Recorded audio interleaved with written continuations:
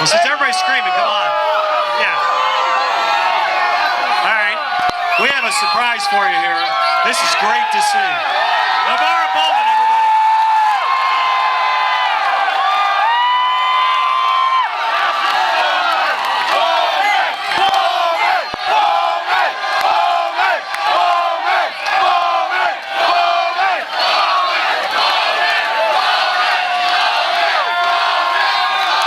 And the best part about this is, and I saw Bo last week for the first time, no braces, nothing. Standing and moving. Took those stairs well, Bo. Good job. Thank you. All right, so everybody here is thrilled. Just tell everybody first of all, how you doing? How you feeling? I'm feeling great. You know, I'm happy to be back. You know, I'm happy to be back with the guys. You know, they're behind me. You know, they see me every day. You know, working hard. You know, trying to get strong, and you know, that's really the main thing. I just wanted to get back out here, get back around the guys, and you know, feel the love and let them know, man, we still got something to do. We haven't accomplished it yet. I've heard so much from other guys about Frank Gore and how much inspiration Frank can be given the injuries he overcame. Have you talked to Frank about coming back from yours? I have. You know, I was down, you know, for a second, and Frank called me. You know, he mentioned that, you know, I'll be okay. You know, guys like us, you know, that face adversity, that's overcome so much. You know, he was always pushing me, saying that I'll be fine, and all I did was go through rehab, just thinking about the next thing, you know, just trying to get back the next year, not saying my knee hurt or the pain is, you know, it's sucking, man. It's just really, I love playing the game of football, so that's really what made me get through this so fast. I mean, hey, you are such a warrior. Your last play, obviously, not a fond memory with the injury, but what I remember is you hanging on to that football.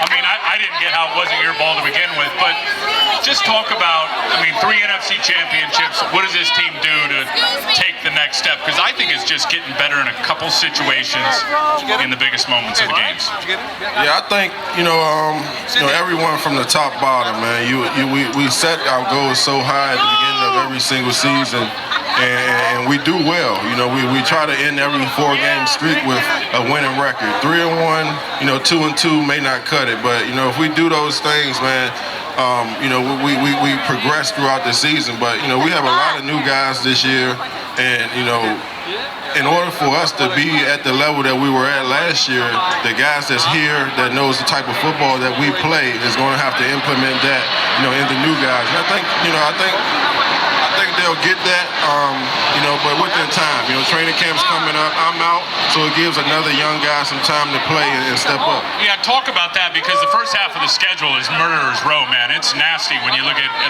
the matchups, and we'll see what happens with you and your health. But talk about Michael a little bit, Will Hoyt, Moody, that young buck, some of these guys that may be asked to step in and next to Patrick and hold your job for a while. Yeah, the crazy thing is, man, the Knicks and the Mike Will Hoyts, they're studying this game just as much as me and Pat is, man. So, you know, the worrisome fans, don't worry, man. They're working hard. They're going to be all right, you know. And when you play a game like this, competition is the healthiest thing, man. Like Nick and Mike, they love each other, you know, off the field, but they understand they're fighting for the same job, and that's what makes a team. You know, you go through things, but you're still able to love one another off the field. You know, you be a professional on the field, professional off the field, and that's what makes a great team, and that's who I think the 49ers is. That's who we are.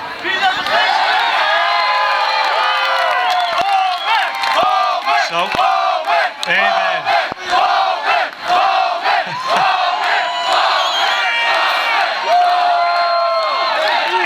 I'll tell you why. Now we all remember the last play, right, for Bo, which it didn't end the right way.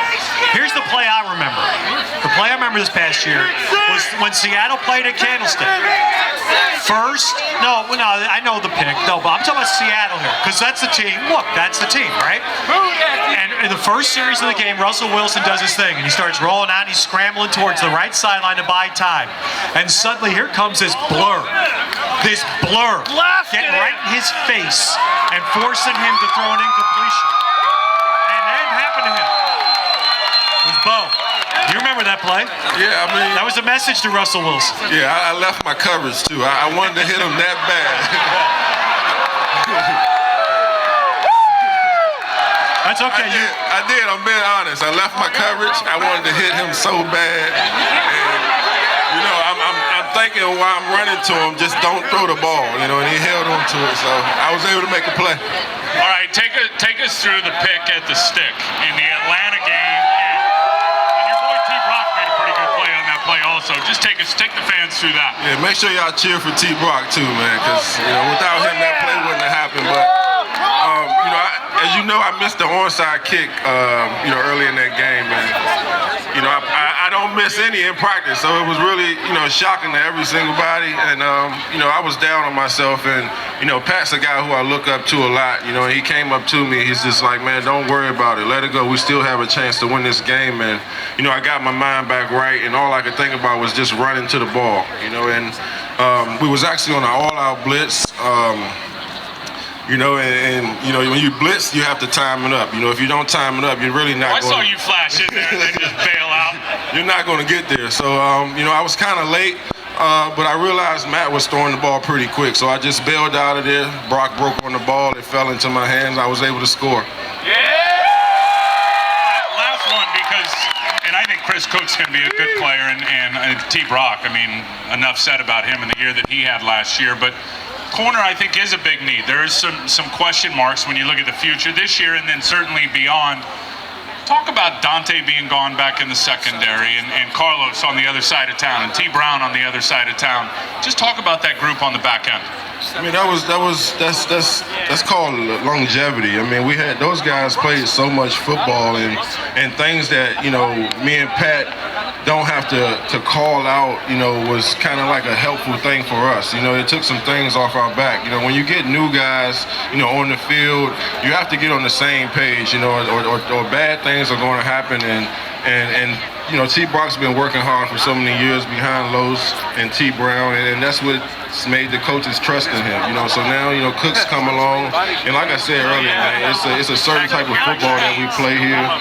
The classroom is so important, you know, on our team. You know, we spend so many hours in the classroom studying every single aspect of this game, and it shows out there on the football field. So, you know, the young guys understand that, and once they put the work in, it'll show on the field. Yeah, and Eric Reed is smart as a whip now. I think that's one asset that he brings to the table.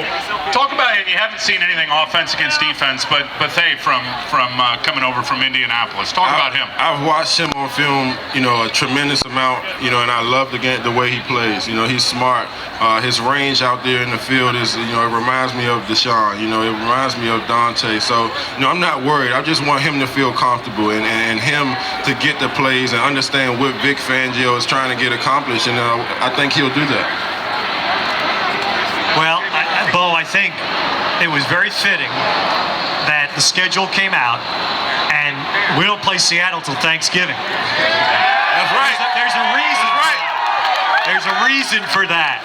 Both Seattle games. Bo will be back.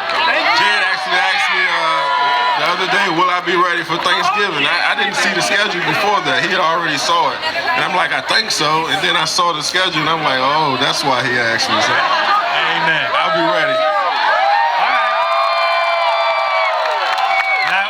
You all, because you're great fans, you faithful, thank Bo for coming up here. We're giving that MVP chant again, because that was right. MVP.